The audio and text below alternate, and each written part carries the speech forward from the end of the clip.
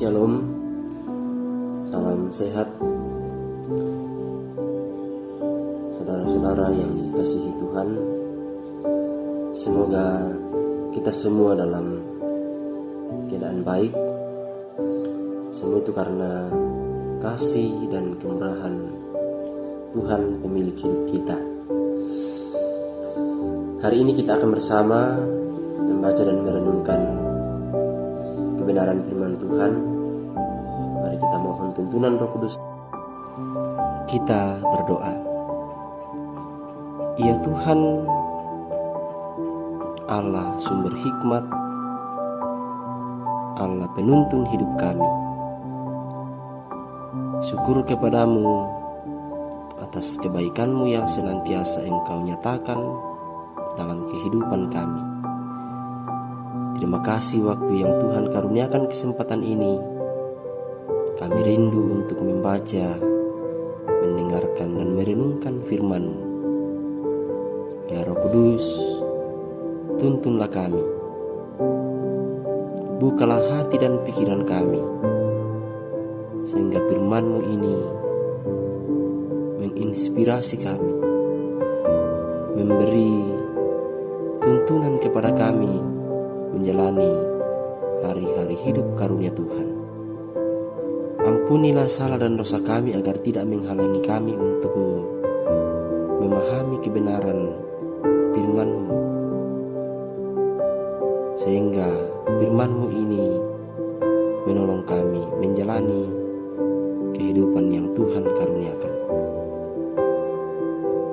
Kami rindu firman Tuhan, kami siap mendengarkannya. Bersabdalah kepada kami. Di dalam nama Tuhan Yesus kami berdoa. Amin. Sekali lagi Lukas pasal 7 ayat 11 sampai ayat yang ke-17.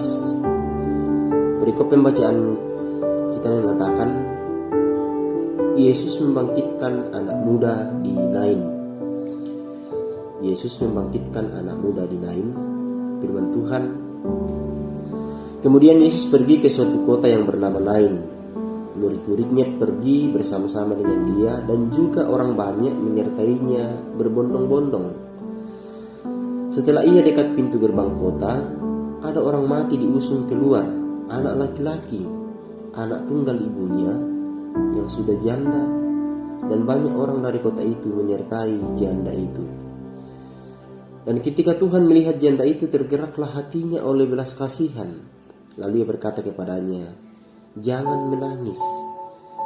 Sambil menghampiri usungan itu, ia menyentuhnya, dan sedang para pengusung berhenti, ia berkata, "Hai anak muda, aku berkata kepadamu, bangkitlah." Maka bangunlah orang itu dan duduk dan mulai berkata-kata, dan Yesus menyerahkannya kepada ibunya. Semua orang itu ketakutan dan mereka memuliakan Allah sambil berkata, "Seorang nabi besar telah muncul di tengah-tengah kita, dan Allah telah melawat umatnya." Maka tersiarlah kabar tentang Yesus di seluruh Yudea dan di seluruh daerah sekitarnya. Amin. Firman Tuhan, berbahagia kita yang mendengarkannya, dan bila kita setia memelihara dalam hari-hari kehidupan kita. Hai anak muda, aku berkata kepadamu, bangkitlah. Kalimat ini yang akan menjadi pokok renungan kita pada kesempatan ini. Hai anak muda, bangkitlah. Saudara-saudara, ada sebuah ungkapan motivasi yang mengatakan demikian. Daripada baring-baring lebih baik duduk-duduk. Tetapi daripada duduk-duduk lebih baik berdiri. Sementara itu, daripada berdiri saja, lebih baik jalan-jalan. Akan tetapi, daripada jalan-jalan tanpa tujuan, lebih baik mengerjakan sesuatu yang bermakna. Filosofi hidup ini atau ungkapan motivasi ini seakan bertentangan dengan keadaan kita sekarang, di mana dianjurkan untuk beraktivitas dari rumah. Namun bila kita melihat pesannya sesungguhnya tidaklah bertentangan. Di masa pandemi ini, kita bukan dilarang beraktivitas, tetapi dianjurkan beraktivitas, namun sedapat mungkin aktivitas yang menjauhi kerumunan. Artinya, teruslah beraktivitas, teruslah berkarya, karena pasti ada hasilnya. Paling kurang dari apa yang kita kerjakan, kita memperoleh sebuah pengalaman. Kita akan belajar firman Tuhan sekaitan dengan hal itu. Di ayat 11, di situ dikisahkan atau diungkapkan atau diceritakan bahwa Yesus dan murid-murid beserta orang banyak sedang menuju ke sebuah tempat yang bernama Nain. Perhatikan kata kemudian. Kata kemudian menunjuk kepada sesuatu yang terjadi dari aktivitas sebelumnya. Artinya, Yesus tidak berdiam diri di suatu tempat saja. Bekerjalah, kemudian bekerja lagi. Terdapat ada hasrat, ada kemauan untuk terus bekerja. Lakukan apa yang bisa dikerjakan hari ini, tetapi tanpa mengabaikan kesehatan. Ada pepatah hikmat yang mengatakan, orang bijak adalah dia yang hari ini mengerjakan apa yang dikerjakan orang yang bodoh kerjakan 3 hari kemudian. Maksudnya, jangan suka menunda-nunda pekerjaan. Jangan suka tunggu dulu satu upah. Pakalan kita episan nakarang belanna di nomo sakalangan sengat. Di ayat 12 dan 13 kita melihat suasana duka di daerah Nain karena kematian seorang putra di tempat itu, putra daerah. Dan Yesus bersama dengan rombongan berada dekat pintu gerbang kota dan menyaksikan suatu perkabungan yang amat memilukan hati, terutama bagi seorang ibu yang kehilangan putra semata wayangnya. Menyaksikan hal itu, Tuhan Yesus tergerak, hatinya tergerak. Bayangkanlah bahwa betapa sedihnya orang yang kehilangan anak tunggal, anak kesayangan, anak laki-laki, anak yang sangat diharapkan. Saudara-saudara, khususnya para pemuda, cobalah sejenak tempatkan diri pada posisi sebagai pemuda itu. Bagaimana kalau kita berada di posisinya? Bahwa kita adalah anak kesayangan orang tua, putra atau putri, harapan keluarga, harapan bangsa, harapan gereja, harapan orang banyak. Bukti bahwa anak-anak itu harapan orang banyak. Mereka diharapkan untuk berhasil dalam menuntut ilmu. Tetapi betapa sedihnya jika harapan itu mati di tengah jalan. Harapan itu tidak kesampaian. Kematian seperti apakah yang sering menimpa anak-anak yang diharapkan atau orang yang diharapkan, yang bisa membuat orang lain meratap atau terluka karenanya? Yang pertama, mati rasa. Mati rasa artinya tidak peduli, tidak ada kepekaan dengan keadaan orang lain. Sibuk sendiri, sibuk dengan HP-nya.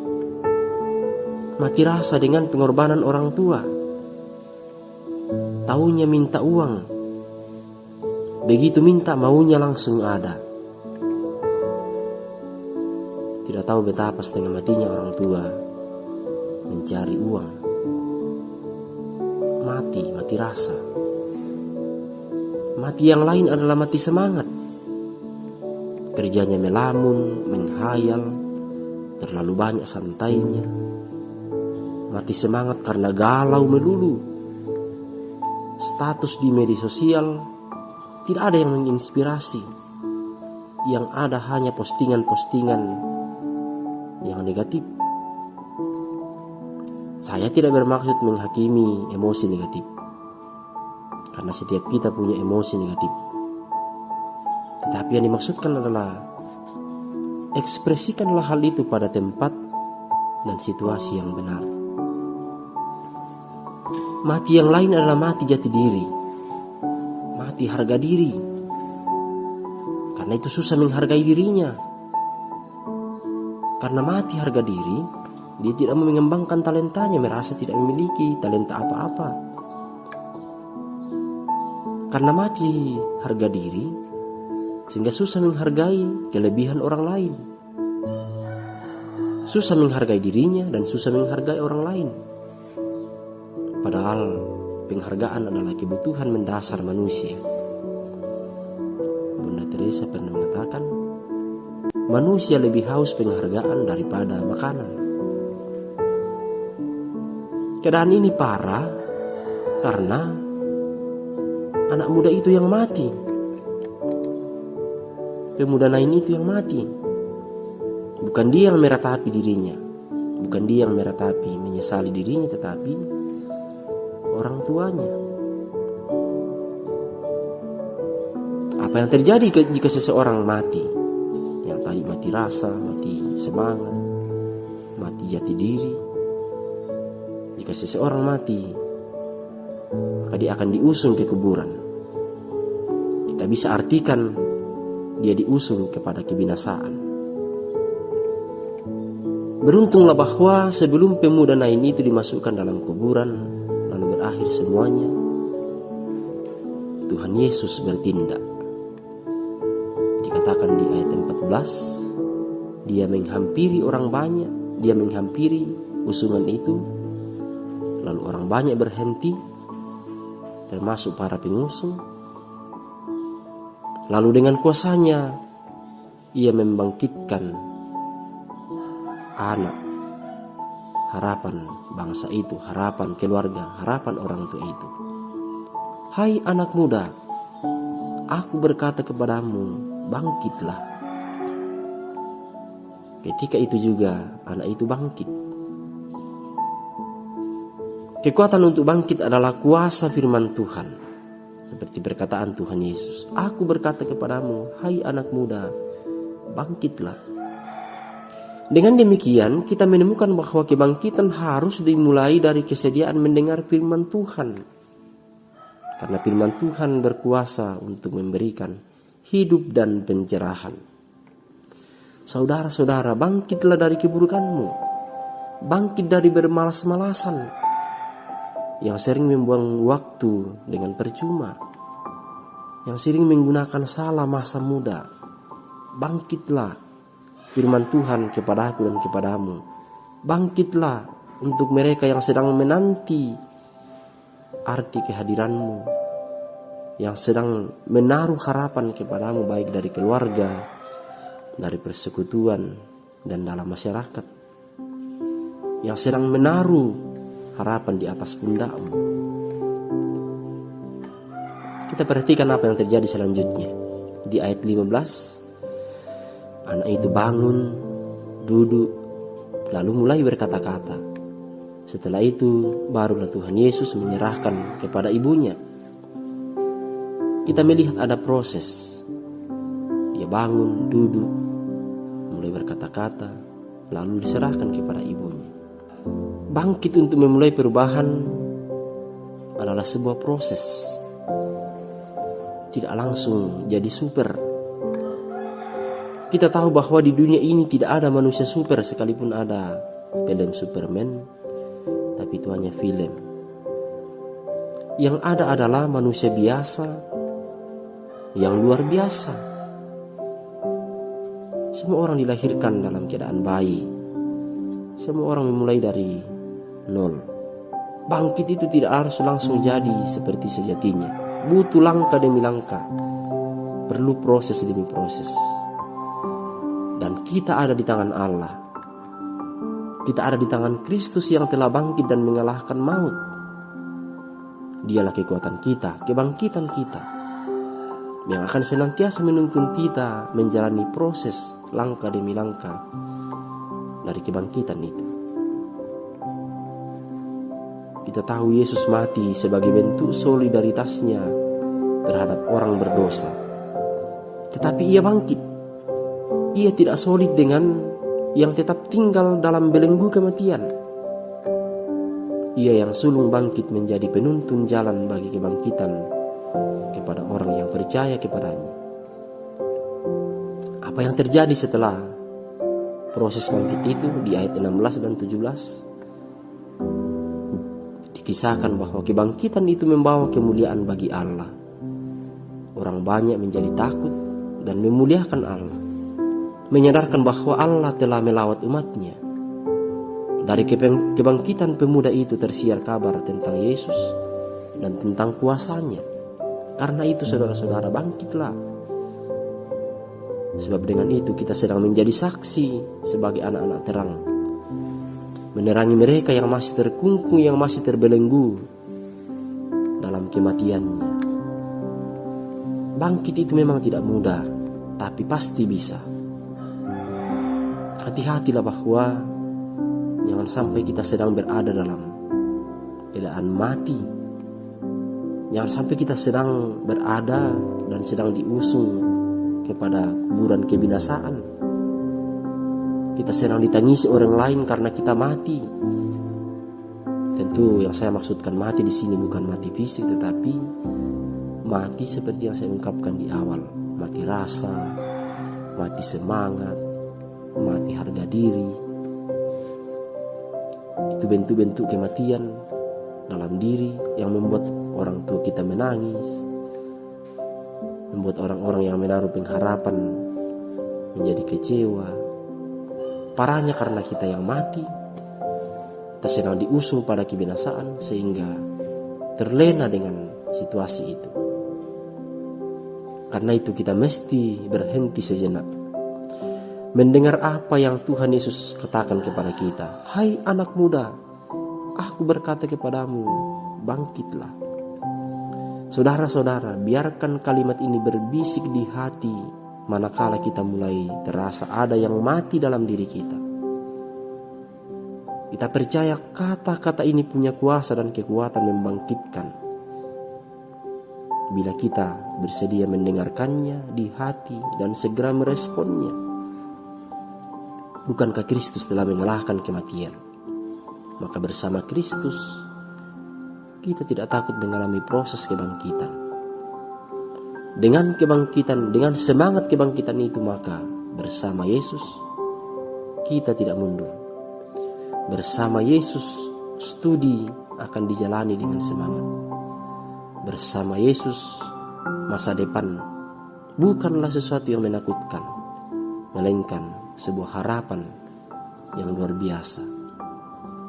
Di Kidung Jemaat 340 bait kedua kalimat terakhir mengatakan, semakin berbahaya semakin kau tegap.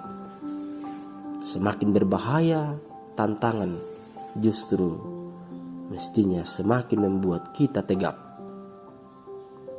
makin berproses meraih masa depan yang penuh harapan di dalam Tuhan. Roh Kudus kiranya menyertai kita semua menjalani kehidupan ini. Amin, firman Tuhan.